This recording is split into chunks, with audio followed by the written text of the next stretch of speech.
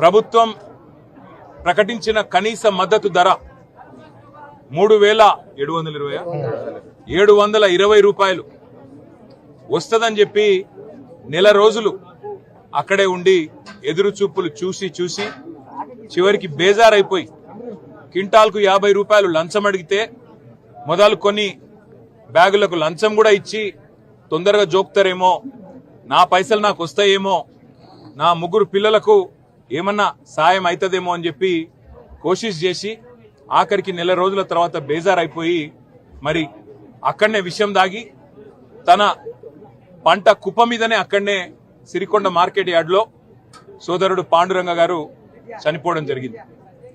పాండురంగ గారు చనిపోయి ఇప్పటికి 5 రోజులు కానీ ఈ రోజు వరకు ఆ జొన్నల కుప్ప అక్కడనే ఉన్నది. ఇంతవరకు కొన్నవాడెవడు లేడు. అంటే ఇవాళ రాష్ట్రంలో పరిస్థితి ఎంత దయనీయంగా ఉందో పాండురంగ గారి కుమార్తె శిరీష ఒక రైతు బిడ్డగా మాకు వివరించి చెప్తుంటే మా కళ్ళల్లో కూడా నీళ్లు తిరిగినాయి. రైతు బాగుంటేనే రాజ్యం బాగుంటుందన్న ఉద్దేశంతో మరి ఒక రైతు బంధు లాంటి పథకం కేసీఆర్ గారు పెట్టినారు. ఇవాళ రైతు బంధు లేదు. 3 సార్లు ఎగ్గొట్టినారు రైతు బంధు. రాబందుల మాదిరిగా ఇవాళ రైతుల ప్రాణాలు తీస్తా ఉన్నారు. రైతులు పంట పండిస్తే కష్టపడి నువ్వు రైతు బంధు ఇయ్యకున్నా, కరెంటు చక్కగా ఇయ్యకున్నా, రైతుకు ఏ సాయం చేయకున్నా, ఆరుగాలం కష్టపడి పంట పండిస్తే మరి 3,720 రూపాయలని మద్దతు ధర అని చెప్పి డైలాగులు కొట్టి మీరు మేనిఫెస్టోలలోనేమో మద్దతు ధర మీదికెళ్లి బోనస్ ఇస్తాం, ప్రతి పంటకు 500 బోనస్ ఇస్తాం, జొన్నలైతే 3,720 మీదికెళ్లి ఇంకో 500 ఇస్తాం, అంటే 4,200 ఇస్తామని చెప్పి కల్లబొల్లి మాటలు చెప్పి ఇవాళ మార్కెట్ల ప్రైవేట్ మార్కెట్ల 2,000 రూపాయలకు అమ్ముకునే దుస్థితి తెచ్చింది కాంగ్రెస్ ప్రభుత్వం. ఇలా పాండురంగ గారి కుటుంబాన్ని పరామర్శించడానికి ఇక్కడికి వస్తే వాళ్ళ భార్యను అడిగిన నేను, అమ్మ మీకు రుణమాఫీ అయిందా అని అడిగిన. మాకు రుణం మాఫీ కాలేదు సార్, మాకు 1,5 లక్షల మీద రుణం ఉండే, మాకు 1 రూపాయి మాఫ్ కాలే అని చెప్పినారు. రైతు బంధు పడ్డదా అని అడిగిన, పడలే. అట్లాగే మరి మీకు ఇంకేమైనా సాయం జరిగిందా ప్రభుత్వం నుంచి అంటే, సాయం ఎక్కడి సార్, ఆఖరికి విషయం దాకా అక్కడ పడిపోయి ఉంటే పట్టించుకున్నోడు లేడు, అధికారులకు ఫోన్ చేస్తే అధికారులు రారు, హాస్పిటల్లోనికి ఫోన్ చేస్తే హాస్పిటల్లో రాడు, మా నాయన అక్కడే మరి తన్లాడి అక్కడే చచ్చిపోయే పరిస్థితి వచ్చింది, ఆ జొన్న కుప్పల మీద కూలిపోయిండు, ఇంకా జొన్న కుప్పలు అక్కడనే ఉన్నాయి సార్, కావాలంటే మీరు పోయి చూడొచ్చు అని ఆ పిల్లలు చెప్తుంటే మేము ఇక్కడికి వచ్చిన ప్రతి ఒక్కరం కళ్ళల్లో నీళ్లు పెట్టుకునే పరిస్థితి. ఇలా ఈ పరిస్థితి కేవలం పాండురంగ గారిది ఒక్కరిదే కాదు, రాష్ట్రంలో ఉన్న ప్రతి రైతు పరిస్థితి ఇంతే. 60 రోజులు 40 రోజులు ఆయన ఏ రకమైన రైతున్న కావచ్చు, వడ్లు పండించే రైతు కావచ్చు, జొన్నలు పండించే రైతు కావచ్చు, పత్తి రైతు కావచ్చు, ఇవాళ ప్రభుత్వం తీసుకుంటున్న ఈ వ్యవసాయ వ్యతిరేక విధానాల వల్ల చిత్తైపోయిన పరిస్థితి, మరి అప్పుల పాలైపోయి చివరికి ఆత్మహత్యల పాలయ్యే దుస్థితి మళ్ళీ ఒకసారి వచ్చింది. ఒకనాడు ఉమ్మడి ఆంధ్రప్రదేశ్లో ఇదే ఆదిలాబాద్ జిల్లా, దీని పక్కనే ఉన్న మహారాష్ట్ర జిల్లా, ఆ రోజుల్లో మీరు చూస్తే దేశంలో అత్యధికంగా ఆత్మహత్యలు ఎక్కడున్నాయంటే ఫస్ట్ మహారాష్ట్ర ఉంటుండే, 2వ స్థానంలో మన తెలంగాణ ప్రాంతం, మన ఆంధ్రప్రదేశ్ ఉంటుండే. అట్లాంటిది 10 ఏళ్లలో కేసీఆర్ గారు తీసుకున్న కొన్ని నిర్ణయాల వల్ల రైతు బంధు కావచ్చు, రైతు బీమా కావచ్చు, రైతుకు కరెంటు ఉచితంగా ఇచ్చుడు కావచ్చు, అట్లాగే పంటల కొనుగోళ్లు కావచ్చు, దీనివల్ల ఆత్మహత్యలు గణనీయంగా తగ్గినాయి, బలవన్ మరణాలు తగ్గినాయి.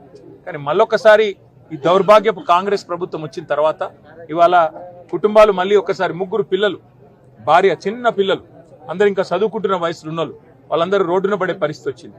ఎన్ని ఎకరాల పొలం ఉన్నా, ఎంత పంట కష్టపడి పండించినా, ప్రభుత్వం రైతు బంధు ఇవ్వకపోయినా ఇవాళ మరి అమ్ముకుందామంటే కూడా కనీసం కొనేటోడు లేకపోతే ఆగమైపోయే పరిస్థితి మళ్ళీ ఒకసారి వచ్చింది. అందుకే రాష్ట్ర ప్రభుత్వానికి మా పార్టీ తరఫున ఏదో కొంత సాయం చేసినాం. ఒక 3 లక్షల రూపాయల కుటుంబానికి అండగా ఉండాలని చెప్పి పాండురంగ గారి కుటుంబానికి సాయం చేసినాం. కానీ ఇది ఏ కోశాన సరిపోదు.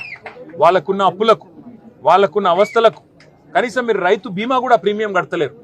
ఇవాళ 7,000 రైతు బీమా మరి క్లెయిమ్స్ ఇంకా పెండింగ్ లో ఉన్నాయి, మీరు పైసలు కట్టలే ప్రభుత్వం.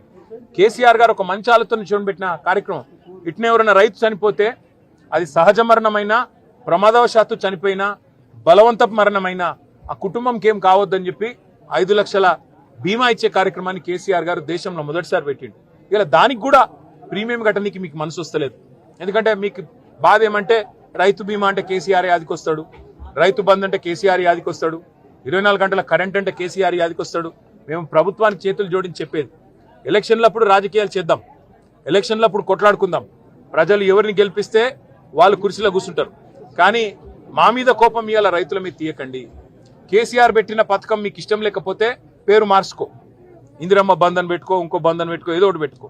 కానీ పైసలు ఇవ్వు, కొను, పంటలు కొను, జొన్నలు కొను, వడ్లు కొను, వెంటనే పైసలు వెయ్యు. అంతేగాని ఈ రకంగా రాచి రంపాన పెట్టి మరి ఆ కుటుంబాన్ని ఇబ్బంది పెట్టవద్దు. పాండురంగ గారి కుటుంబానికి తప్పకుండా న్యాయం చేసేదాకా వదిలిపెట్టం. నేను ఆ కుటుంబానికి మాట ఇచ్చిన. 3 పిల్లలు ఉన్నారు, చదువుకుంటున్నారు. నేను వారికి మాట ఇచ్చాను, ప్రభుత్వం మెడలు వంచైనా సరే మీకు నష్టపరిహారం ఇప్పిస్తామని చెప్పాం. 25 లక్షల రూపాయలు ఇచ్చి తీరాల్సిందే.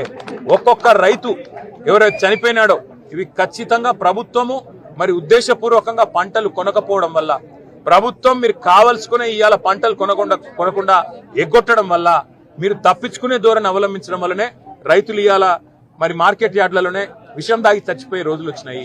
అందుకే ఆ కుటుంబానికి న్యాయం జరిగేదాకా మా ఎమ్మెల్యే అనిల్ జాదవ్ గారు, పెద్దలు జోగు రామన్న గారు, మా ఆసిఫాబాద్ ఎమ్మెల్యే శ్రీమతి కోవా లక్ష్మి గారు, మేమందరం కూడా ఈ జిల్లా నాయకత్వం మొత్తం, మా రాష్ట్ర నాయకత్వం కూడా అండగా ఉంటుంది. ఇవాళ మేమందరం కూడా ఒక శాసనసభ్యుల బృందంగా ఇక్కడికి వచ్చినాం. మా మాజీ మంత్రి ప్రశాంత్ రెడ్డి గారు, మా హుజూరాబాద్ ఎమ్మెల్యే కౌశిక్ రెడ్డి గారు, మా కోరుట్ల ఎమ్మెల్యే డాక్టర్ సంజయ్ గారు, అట్లాగే మా జాన్సన్ రాథోడ్ గారు, మా ఖానాపూర్ నియోజకవర్గ బాధ్యులు, అయితే గౌరవ జిల్లా ఎమ్మెల్యేలు, జిల్లా నాయకులు, ముధోల్ నుంచి, నిర్మల్ నుంచి అందరం కలిసి ఇవాళ కుటుంబానికి ధైర్యం చెప్పనీకి కేసీఆర్ గారు మమ్మల్ని ప్రత్యేకంగా ఆయన బాధ చూసి, ఫోటోలు చూసి, ఆయన పేపర్ల వార్తలు చూసి కేసీఆర్ గారు చలించిపోయి ఆ కుటుంబానికి పోయి ధైర్యం చెప్పండి అని చెప్పినాడు. ఏం చెప్పాలి సార్ ధైర్యం మరి అన్న అంటే ఆయన ఒకటే చెప్పినాడు, 2 ఏళ్ళు దయచేసి ధైర్యంగా బతకండి. 2 ఏళ్లలో మళ్ళీ తిరిగి కేసీఆర్ వస్తాడు, మళ్ళీ మిమ్మల్ని ఒక్కొక్కరిని కళ్ళలో పెట్టుకుని ధైర్యంగా ఉండండి, ధైర్యం కోల్పోకండి, ఆత్మహత్యలకు పాల్పడి కుటుంబాలను అనాథలు చేయకండి. ఎందుకంటే మేము వస్తాము పోతాం, సుట్టపుసుపుగా ఒక్కరోజు వచ్చిపోతాం, కానీ ఆ కుటుంబం మళ్ళా మొత్తం అనాథ అయ్యే పరిస్థితి వస్తుంది. కాబట్టి దయచేసి రైతన్నలు ఎక్కడున్న రాష్ట్రంలో ప్రభుత్వం పంటలు కొనకపోతే కాళ్ళు పట్టుకోకండి, కాలర్ పట్టుకోండి, నిలదీయండి, మీకు మేము అండగా ఉంటాం. రోడ్ ఎక్కకండి, కాంగ్రెస్ వల్ల ఇంటి ముంగట కూర్చోండి. ఏమాయే మాటలు ఎక్కడ పోయినాయని అడగండి. 15,000 రైతు భరోసా ఎడబాయ్, 500 బోనస్ ఎడబాయ్, నువ్వు చెప్పిన మాటలు ఎక్కడ బాయ్ అని నిలదీయాలి. అవసరమైతే మీ ఎంబడ మేము నడుస్తాం. కానీ ప్రాణాలు తీసుకొని మీ పిల్లల ప్రాణాలు, మీ కుటుంబాన్ని అలా అనాథ చేస్తే మేమేదో సుట్టపుసూపుకు వచ్చిపోతాం, కానీ తర్వాత వాళ్ళు అవస్థ పడతారు. కాబట్టి దయచేసి మీరెవరు కూడా దయచేసి ఇట్లాంటి తీవ్రమైన నిర్ణయాలు తీసుకోవద్దని, రాష్ట్ర ప్రభుత్వం ఖచ్చితంగా చనిపోయిన ప్రతి రైతు కుటుంబానికి పాండురంగ గారి కుటుంబంతో సహా 25 లక్షల రూపాయలు ఖచ్చితంగా ఇవ్వాలి, ఇచ్చి వాళ్ళని ఆదుకోవాలి.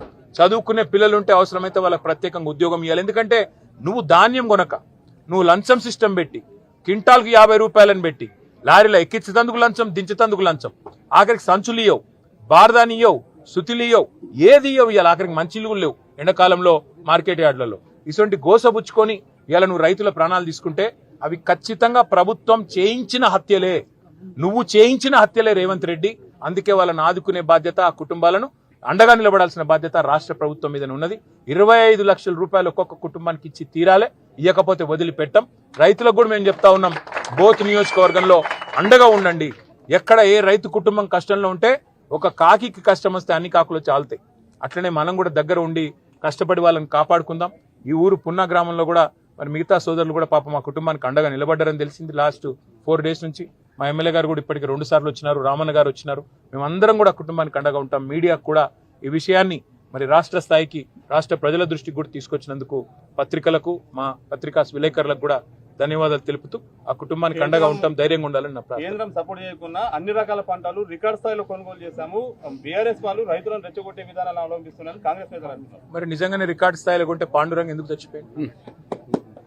నిజంగానే రికార్డులు నువ్వు బద్దలు కొడితే ఎందుకు చచ్చిపోయింది పాండురంగ? ఆయనకి ఇంకా వేరే ఏమన్నా ఉండేనా? ఎవరికైనా చచ్చిపోవాలని ఉంటుంది ఆ మనిషికి? పిల్లలు బంగారం వస్తుంటే పిల్లలు ఉన్నారు, బంగారం వస్తుంటే కుటుంబం ఉంది, వదిలిపెట్టి చచ్చిపోవాలన్న ఆలోచన మనుషులకు కొత్తగానే వస్తుందా? అంటే ఎంత బేవకూఫ్ మాటలంటే, ఎంత చిల్లర మాటలంటే. ఇప్పుడు పాండురంగ గారు ఏ జొన్న కుప్ప మీద అయితే చచ్చిపోయిండో ఆ కుప్ప అట్లే ఉంది, కావాలంటే మీరు పోయి చూడొచ్చు. ఆ కుప్ప అట్లే ఉంది, రికార్డు స్థాయి. నేను ఇంకొక మాట అడుగుతున్నా, 2020-21లోనే ఆ రోజు కరోనా ఉంటే కూడా 8,500 కొనుగోలు కేంద్రాలు పెట్టి ధాన్యం కొన్నాం. 92 లక్షల మెట్రిక్ టన్నులు ఆ రోజు 2022 సంవత్సరంలో 92 లక్షల మెట్రిక్ టన్నుల ధాన్యం కొన్నాం. నా ప్రార్థన మీతో ఏంటంటే, ప్రభుత్వం చెప్పే బేకూఫ్ మాటలు, ఇవాళ రైతులను అడగండి, నేను చెప్పుడు ఎందుకు? మీరు మార్కెట్ యార్డ్ కాడ పోయి ఒక మైక్ పెట్టండి, మీరు చెప్తారు కదా. కొంటుండ్రా లేదా తెలిసిపోతుంది కదా, జోక్తుండ్రా లేదా తెలుస్తుంది కదా. కాబట్టి దయచేసి పత్రికా మిత్రులతో కూడా నా ప్రార్థన, మేము చెప్పేది వినండి, వాళ్ళు చెప్పేది వినండి, కానీ రైతుల పక్షాన్ని నిలబడి. Thank you.